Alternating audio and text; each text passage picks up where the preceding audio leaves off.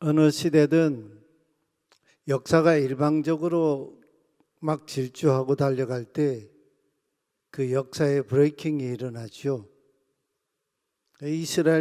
북이스라엘이 지금 외길 방향으로 계속 지금 고속 질주를 하고 있습니다.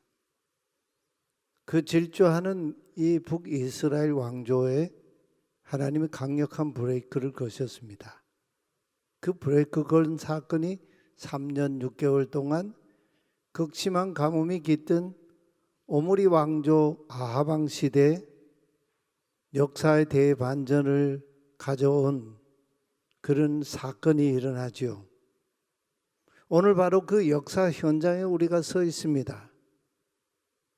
거기에 중심에 하나님이 보내신 예언자 엘리야가 있어요. 겉으로 보기에는 이 엘리야가 아하방을 상대하고 있는 그런 모습인데, 지난 시간 우리는 열왕기상 18장 1절에서 많은 날이 지나고 제3년에 야훼의 말씀이 엘리야에게 임하여 이르셨다는 말씀을 보았습니다. 금년 여름이 어디를 가나 그냥 폭염더위로 전국이 불볕더위예요. 예전에는 삼복더위란 말이 있었는데 이제 그 삼복더위는 아주 사치스러운 말이 되어버렸습니다. 비를 기다렸는데 비가 오지 않아요. 얼마나 고통스럽겠습니까? 강원도 지역에는 식수를 제한할 만큼 가뭄이 또 극심하고, 또 비가 너무 많이 와서 어려움 당하는 지역도 있고, 중국 옛 시경에 나오는 식구에 약속을 캐러 간 님을 기다리다 지친 사람이 하루를 그 님을 보지 못하자 3년 세월과 같구나 하는 그런 이 식구가 있습니다. 일일 불견, 하루를 보지 못하니 여삼세 해라, 3년 세월과 같다, 이런 얘기예요. 여기에서 나온 말이 일일이 여삼추란 말이 있죠. 하루가 3년 가을과 같다. 기근든 3년을 한번 생각해 보십시오. 단 하루가 1년 같게 길지 않게 느껴졌을까요?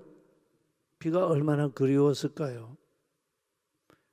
헐떡이는 시점이 이 정점에 달했습니다. 이제는 아하방도 왕궁에 그냥 머물 수 없어서 왕이 직접 국내 대신인 오바댜와 함께 이제 길을 나서지요. 그래서 오바댜는 이스라엘의 또 다른 지역으로 가고, 왕은 아하방은 또 다른 지역을 찾아가서 직접 물 근원을 찾아 나섰습니다. 왕이 물 근원을 찾아 나섰어요. 바로 그 시점이 3년 6개월이었습니다. 이 3년 6개월 동안 가뭄이, 기근이, 비가 내리지 않았다 하는 이걸 가만 보면, 역사적으로 보면 이건 굉장한 하나님의 은혜의 사건이에요. 여러분, 요셉이 애굽의 총리로 있을 때에 7년 풍년이 있었지만 7년 가뭄이 닥쳐왔지 않습니까? 이 7년 가뭄이라고 하는 것은 하나님이 역사 속에 하나님의 징계의 심판의 이 때를 가리키고 있지 않아요? 요한계시록의 묵시 문학에도 나오지 않습니까? 근데 북이스라엘에 내린 이 가뭄은 3년 6개월이라는 기간이었습니다. 7년의 절반 말이죠. 하나님이 지금 이스라엘에게 경고 사인을 주시고 돌아오라, 지금 이 시점에서 늦지 않았으니 돌아오라고 하는 사건이죠. 하나님 그래서 엘리야 예언자를 아합에게 보냈었습니다. 너는 가서 아합에게 보이라. 여기 보이라 하는 이 말이 이 굉장히 중요한 동사이죠. 라라고 하는 동사인데, 헤라에 너는 가서 아합에게 보이라. 나 야훼가 3년 기근든 그 땅에 하 아담아 기근든 바로 그 땅에 비를 내리리라. 3년 6개월 만에 하나님의 말씀이 엘리야에게 임했습니다. 비가 온다는 말씀이에요. 이건 어마어마한 선전포고 사건이죠. 비를 오지 않게 한 사건보다 비가 온다고 하는 이 사건은 이 시점에서 너무나 큰 어마어마한 사건이에요. 하나님의 선전포고이죠. 아주 직격적인 선전포고예요. 그래서 아합에게 가서 얼굴을 보인 엘리야가 아합 왕에게 하나님이 명하신 그 방법의 해법을 제시합니다. 하나님이 지금 비를 내리시려고 하니까 19절에 그런즉 사람을 보내서 이스라엘과 이세벨의 상에서 먹는 바알 선지자, 여기 바알 선지자라는 말은 바알 제사장을 가리키는 거죠. 바알 신전의 제사장들, 그 사람들 450명과 아세라 선지자 제사장 400명을 갈멜산으로 모아 내게로 나오게 하소서. 이 북이스라엘 아합 왕 시절에 이 갈멜산에서 일어난 이 사건은 오늘 역사적으로 우리가 볼 때 16세기 종교개혁이 일으켰던 독일의 비텐베르크라고 하는 작은 도시, 그 성교회 슐로스 교회, 그 교회 성문에 95개 조항에 로마 천주교의 그 교황과 또 면죄부 판매하는 그 이 정책에 대해서 반대하는 그 조항문을 내건 이 종교개혁 이 역사적 사건과 비견할 수가 있어요. 갈멜산으로 바알 선지자와 아세라 선지자를 다 데리고 오라. 하나님과 이제 바알인지 하나님인지 이제 단판을 짓겠다는 거죠. 예언자 엘리야의 뜻밖의 제안을 받은 아합도 자신이 있었던 것 같아요. 그래서 즉시 이스라엘 모든 자손들에게 사람을 보냈습니다. 지금 이 단판을 제안한 엘리야는 아직 아합 왕에게 야훼께서 비를 내리신다고 하는 이 얘기는 아직 하지 않았습니다. 왕의 명령에 이스라엘 모든 자손이, 여기 모든 자손이라고 하는 것은 뭐 이스라엘 백성 전부가 그런 의미가 아니라 각 지파의 두령들, 우두머리, 지도자 되는 사람들 다 갈멜산에 모았습니다. 갈멜산은 지금 이스라엘 그 갈릴리 하이파 지역의 제일 높은 고지 아닙니까? 그때 엘리야가 모든 백성에게 가까이 다가가서 말합니다. 여러분, 언제까지 양다리를 걸치고 있을 셈입니까? 엘리야가 당시 북이스라엘 백성들의 영적 상태를 콕 짚은 거죠. 양다리 신앙이 북이스라엘의 실상이었습니다. 근데 하나님은 하나님도 예배하고 바알도 예배하는 이 신앙을 하나님 신앙으로 보시지 않는다는 거예요.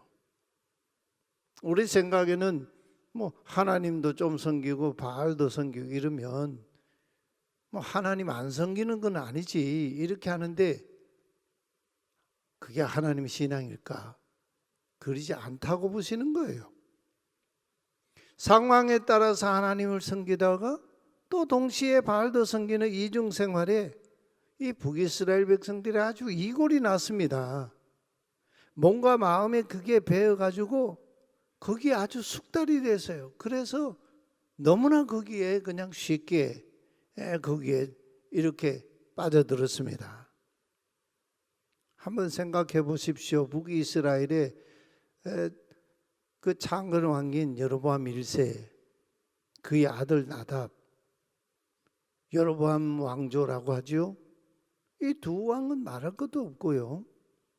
그리고 이 여로보암 왕조의 쿠데타를 일으켜가지고 자기가 왕이 되고 새로운 왕조를 일으켰던 바사, 이 바사라고 하는 이름, 이 왕조도 자기가 정권은 잡았는데 그의 통치 철학은 여전히 여로보암 1세의 죄를 그대로 답습했습니다. 이게 뭡니까 이게? 권력 정치했는데 뭐 개혁하고 하나님 야훼 하나님 신앙을 찾고 이게 아니고 권력은 잡았는데 그냥 여로보암 1세의 그 죄를 그대로 답습했다는 거예요.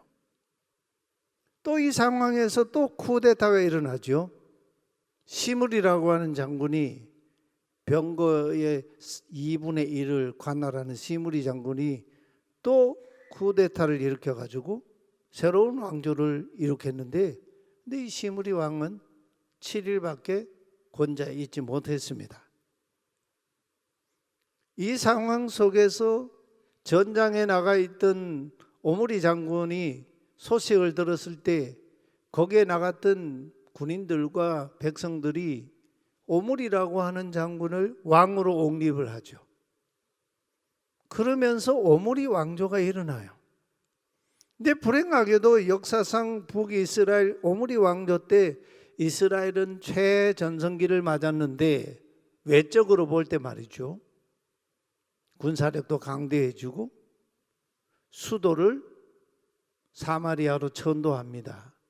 수도를 옮길 만큼 그런 이 힘 있는 왕조였어요. 그러면서 남유다와 아주 대립각을 세우죠. 그러면서 이 오므리 왕의 이 왕조의 오므리의 아들 아합 시대에 와서는 페니키아 제국의 시돈 왕인 엣바알이라고 하는 이 왕, 이 바알 제단의 이 가장 우두머리 제사장격인 그런 그 시돈 왕의 딸 이세벨을 아내로 맞아들였습니다. 옛날 고대 시대에는 왕이 제사장 역할도 겸한 것을 우리가 잘 알지 않습니까? 그러다 보니 이 바알의 이 원산지인 그 본거지에서 그의 바알의 제사장인 아버지의 딸 이세벨을 데리고 왔으니 바알 숭배 이 절정의 시대를 이루었습니다. 그냥 막 바알 우상 숭배 내리닫는 고속 주행하는 그런 시대를 이루었습니다. 바로 그 정점에서 하나님께서 이스라엘에게 이제는 방향을 돌릴 시점이 더 늦으면 안 된다고 생각한 그 판단이 온 거죠. 그래서 그들을 돌이키게 하기 위해서 역사에 개입하십니다. 그 사건이 바로 3년 6개월 동안 극심한 가뭄 기근 재해이죠. 역대 이스라엘 왕조가 하나같이 다 이러다 보니 이스라엘 백성들이 야훼 하나님 신앙과 바알 우상을 놓고 어떤 태도를 보여왔겠습니까? 엘리야의 말대로 하면 이 둘 사이에서 양다리를 걸쳤다는 거예요. 요즘 말로요. 요즘 새로 번역한 성경에 보니까 양다리를 걸쳤다. 머뭇하고 있다는 거죠. 여기서도 멈칫 저기서도 멈칫하고 있는 거예요. 시대가 이렇게 어려우니까 하나님께서 주시는 풍요와 비와 다산을 우상 바알이 준다고 하는 이 거짓되고 허망한 신앙을 하나님이 그냥 내버려 두실 수 있겠습니까? 엘리야를 통해 하나님께서 보여주신 신앙의 교훈이 무엇입니까? 야훼 하나님 신앙에는 중간지대가 없다는 겁니다. 이거는 역사가 우리에게 보여주고 있는 거고, 그러니까 중간지대라는 게 없다는 거예요. 이 경계선이라고 하는 거는 중간지대가 뭐 논리적으로는 중간지대인데 신앙적으로 볼 때는 이게 성립될 수가 없는 거예요. C.S. 루이스가 그런 기독교 신앙을 얘기할 때 순전한 기독교 신앙을 강조했지 않습니까? 순전한 기독교 신앙. 이게 신앙이라는 거예요. 그래서 모처럼 엘리야의 제의로 갈멜산에 모인 이 12지파 두령들 지도자들에게 엘리야가 선택을 제촉합니다. 21절. 너희가 어느 때까지 야훼 하나님과 우상 바알 둘 사이에서 머뭇하려느냐. 야훼가 만일 하나님이시라면 그를 따르고 바알이 만일 하나님이라면 그를 따를지니라 했습니다. 그때 백성들의 태도가 어떠했습니까? 놀라워요. 이렇게 엘리야가 드디어 하나님의 말씀을 듣고 갈멜산에 백성들 두령들 다 불러 모으고 그리고 바알 선지자 제사장 450명이 거기에 내노라 하는 그 시대를 움직이던 이 바알 제사장들이 다 거기에 모인 상황에서 엘리야가 언제까지 어느 때까지 너희가 하나님과 바알 이 우상 사이에서 머뭇하려느냐. 야훼가 만일 하나님이시라면 그를 따르고 바알이 만일 하나님이라면 그를 따를지니라고 했는데 백성들의 반응이 어땠을까요? 21절 하반절 우리 같이 한번 읽어보실까요? 백성이 말 한마디도 대답하지 아니하는지라. 야, 이게 그 시대의 실상이었어요. 거기 모인 백성 한 사람도 야훼 하나님을 따르겠습니다. 우리가 바알을 따른 것이 하나님께 범죄했습니다. 이런 얘기, 이런 방구도 하지 않았다는 거예요. 묵묵부답이었어요. 왜 그랬을까요? 거기 아합 왕과 바알 제사장들 450명 이 시퍼렇게 지켜보고 있는 그 가운데에서 또 이스라엘 백성들 이 지도자들이 모인 그 상황에서 이 소위 그 시대 권력 잡은 자들이 다 거기 모인 상황 아니에요? 그 사람들일수록 눈치를 더 많이 보는 거 아니겠어요? 그래서 거기 모인 백성이 말 한마디도 대답하지 아니한지라. 참 기가 막힌 상황이에요. 하나님이 그 광경을 보면서 어떻게 뭐라고 말씀하셨을까요? 이렇게 야훼 하나님 신앙이 무너진 북이스라엘 역사를 우리는 실상을 봅니다. 더구나 중요한 건 백성의 지도자들이 이렇게 머뭇거리면서 양다리를 걸친 채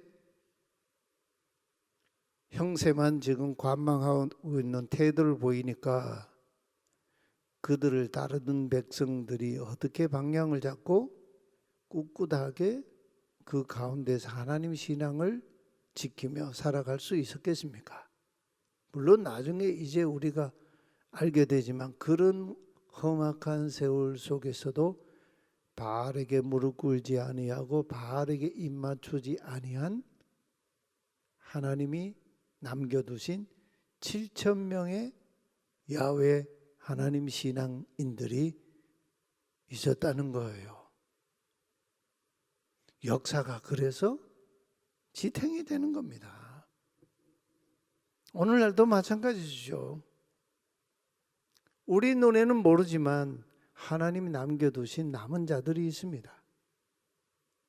엘리야는 이런 상황에서 고독감에 빠진 것 같아요. 한번 보십시오. 그 시대를 주름잡는 바알 제사장들 450명이 거기 다 모였습니다. 그리고 백성들의 그들을 따르는 백성들의 두령들 이런 사람들이 거기에 다 모였습니다. 그러니까 엘리야가 얼마나 고독감을 느꼈겠어요. 사실은 그거 아닌데 말이죠. 22절에 엘리야가 백성에게 이르되 야훼의 선지자는 나만 홀로 남았으나 바알의 선지자 제사장은 450명이로다. 그러면서 엘리야는 1대 450의 대결을 선포합니다. 갈멜산에서 대결이 시작이 됐습니다. 겉보기에는 1대 450이 대결이지만 사실은 이스라엘 가운데에서 바알과 야훼 하나님 두 신 사이에 벌어지는 싸움이죠. 근데 내면적으로 보면 이것은 사실은 이스라엘 백성들의 빼앗긴 마음에 대한 하나님의 이 지금 이 사건이지 바알과 싸우는 전쟁이 아니지 않습니까? 바알이라고 하는 신 자체가 없는 신 아닙니까? 그래서 각 양 진영이 각각 소 한 마리씩 희생 제물을 삼아서 각을 떠서 자기의 신에게 바치되 불을 지피지는 못하게 했습니다. 그래서 바알이든 야훼 하나님이든 불을 내려보내서 제단 위에 놓은 제물을 태우는 신이야말로 참 하나님이라는 걸 확증하자고 했습니다. 엘리야는 바알 제사장에게 먼저 우선권을 줬습니다. 너희가 수요도 많고 너희가 강하니 너희가 먼저 소를 가져다가 한 마리를 가져다가 너희 신에게 희생 제사를 드리라 했습니다. 바알 선지자들이 아침부터 한낮 정오가 되기까지 바알의 이름을 부르며 바알이여 우리에게 응답하소서 하면서 이 우상 바알을 불렀습니다. 제단을 빙빙 돌면서 춤을 췄습니다. 이 모습이 예전 시내 광야에서 모세가 호렙산에 시내산에 올라갔을 때 백성들이 그를 기다리다가 금송아지를 만들어 우상을 숭배하는 그 범죄를 하지 않습니까? 그때 금송아지를 만들어서 백성들이 그 금송아지 우상 주변을 빙빙 막 뛰놀더라 그랬어요. 그런 모습을 여기서 보여주고 있어요. 근데 바알이 대꾸가 없었습니다. 사실 바알은 실제 존재하는 신이 아니지 않습니까? 인간이 만들어낸 상상력에 불과한 허상이지요. 그런 바알이 응답할 리가 있겠습니까? 하루 종일 바알이 침묵했습니다. 26절, 29절에 두 번이나 언급하고 있어요. 하루 종일 바알이 침묵했습니다. 그래서 엘리야가 조롱합니다. 더 큰 소리로 불러라. 바알은 신이니까, 너희가 말하는 신이니까 다른 일을 하고 있는지, 세번역을 보니까 아니면 용변을 보고 있는지, 여행 중인지, 그것도 아니면 잠자고 있는지 깨워야 할지 더 크게 불러라, 큰 소리로 불러라면서 그들을 막 조롱합니다. 아주 공적인 자리에서 엘리야가 바알을 대놓고 공격을 했습니다. 그러자 바알 선지자들이 마지막 이제 자기의 이 비상의 그 카드를 냈죠. 자기 몸에 칼과 창으로 규례를 따라서 막 피를 흘리는 그런 이 예식을 행하면서까지 저녁까지 계속해서 바알을 불렀습니다. 근데 소용이 없었습니다. 그래서 엘리야가 이제 그들을 멈추지요. 저녁 희생 제사 드릴 시간이 되자, 그 시간이 오후 3시를 가리키거든요. 오후 3시 저녁 이제 희생 제사 드리는 시간이 오후 3시예요. 그 시간이 되자 백성들을 가까이 불러 모았습니다. 그리고는 허물어진 야훼의 제단을 다시 수축했습니다. 그리고는 12지파를 이름을 따라서 12돌을 취하여서 번제단을 쌓았습니다. 제단 주위에 또 물도랑을 팠습니다. 그리고는 항아리에 물을 가득 채워 그 번제단 위에, 제물 위에 물을 거듭 3번씩이나 거듭 붓지요. 그래서 그 제물과 그 제단의 장작과 그 모든 걸 다 적시고 그 부은 물이 주변에 이렇게 판 도랑에 가득 찼다 했습니다. 재물이 불타기 가장 어려운 조건을 만든 셈이죠. 거기에다 불을 붙인다고 재물이 불탈 수가 있겠습니까? 그래서 엘리야가 제단을 향해 나아가 하나님께 기도합니다. 바알 선지자들처럼 화려한 예식도 없었습니다. 춤도 추지 않았습니다. 자기 몸을 상해하지도 않았습니다. 광기 어린 모습으로 호들갑을 떨었던 바알 제사장들과는 극명한 대조를 보이면서 야훼 하나님께 기도했습니다. 36절, 37절 우리 같이 한번 해보겠습니다.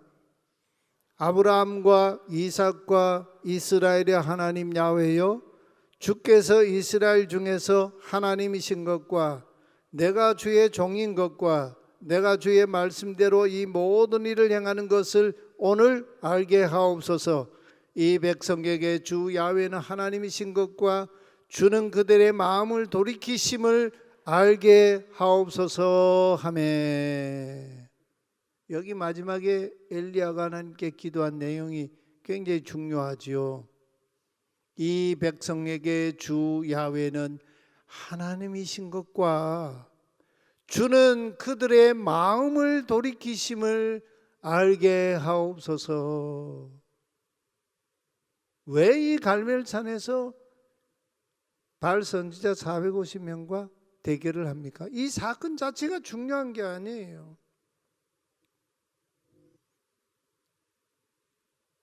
하나님을 저버린 이스라엘 백성들의 그 엇나간 마음을 하나님께로 돌이키게 하시는 하나님을 알게 해달라고. 이 하나님을 알면 역사의 문제도, 오늘 우리 인생의 문제도, 우리 개개인의 삶의 문제 다 해결되는 거 아니겠습니까? 그래서 나중에 이제 이스라엘 백성들에게 마지막 패망의 길로 내리닫고 있는 이스라엘 백성들 예언자들이 한 얘기를, 그 예언을 보면요, 계속 거듭해서 하는 말이 돌아오라, 돌아오라, 돌아오라는 거예요. 너희가 돌아오려거든 야훼께로 돌아오라, 돌아오라. 마음을 돌이키시게 하는 하나님을 알게 하옵소서. 이렇게 기도하자 물의 재물과 제단의 장작과 그 쌓았던 돌과 또 이 제단 주위에 그 이 물이 가득 찬 도랑에 기도가 끝나자마자 무슨 사건이 일어났습니까? 하나님의 응답이 왔습니다. 야훼의 불이 하늘로부터 떨어져서 재물과 장작과 심지어 평소 때는 타지도 않는 그 쌓은 돌과 흙을 다 태웠습니다. 도랑의 물도 다 핥은지라 했습니다. 거기 있는 모든 것을 다 태워버렸습니다. 이 보통 불이 아닌 거죠. 이 상황을 두 눈으로 지켜보고 있던 백성들이 땅에 엎드렸습니다. 그리고는 뭐라고 고백합니까? 39절 우리 같이 한번 해보겠습니다. 야훼 그분께서 하나님이시니이다. 야훼 그분께서 하나님이시니이다. 야훼 그분이 우리 하나님이시다. 이 고백을 합니다. 여기서 백성들이 무엇을 결정해야 했습니까? 이제 더 이상은 야훼와 바알의 대결 구도가 아니라 오직 야훼 하나님만 참 하나님이시다. 이 사실을 고백하고 하나님을 경외하는 이 신앙으로 돌아서야 했지 않습니까? 엘리야는 야훼 하나님이 행하신 이 역사를 보고 놀란 백성들에게 명령을 합니다. 바알 선지자 제사장 450명을 한 사람도 도망하지 못하게 하라. 다 잡으라고 했습니다.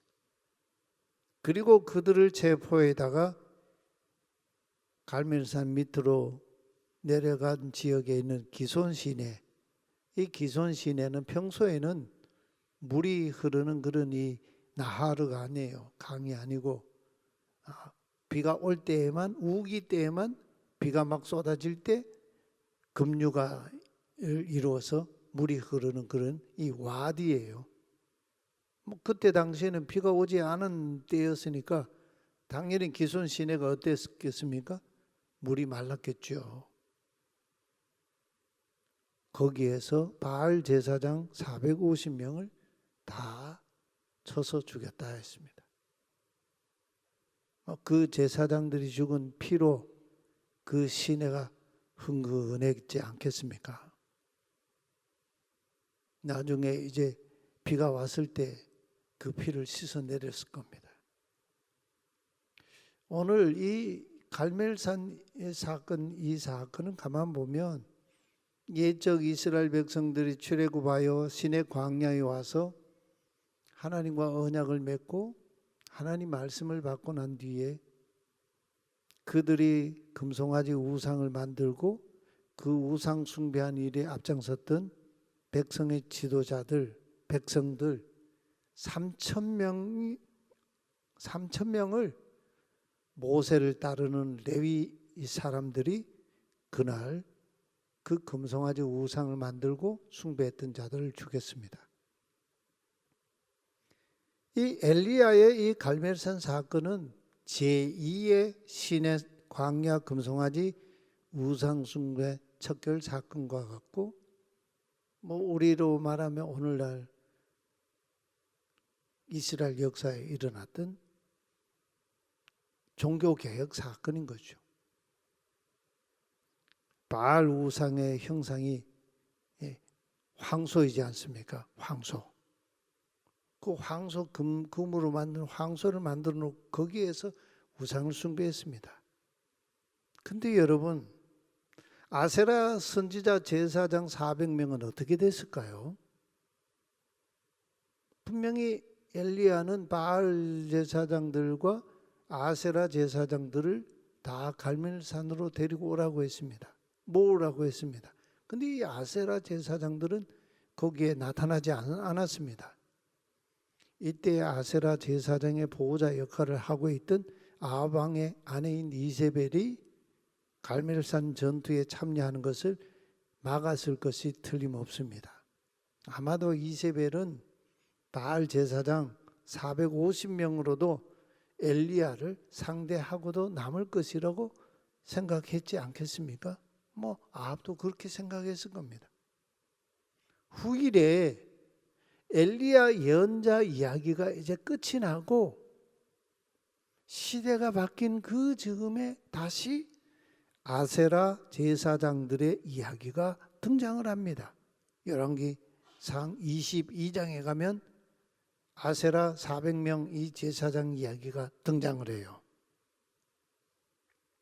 아합 왕과 이세벨이 바알과 아세라를 북이스라엘의 국가 종교로 세웠습니다. 그러면서 이세벨이 지금껏 펼치고 있던 정책이 하나님의 예언자들을 발견하는 족족 그들을 죽이는 정책을 펴왔죠. 450명 바알 선지자를 죽임을 당했습니다. 앞으로 북이스라엘 역사에 무슨 일이 일어나게 될까? 이세벨이 갈멜산 소식을 들었을 때 어떤 행동을 취하게 될까? 하나님께서 하시는 일을 우리가 세심하게 주목해 보았으면 합니다.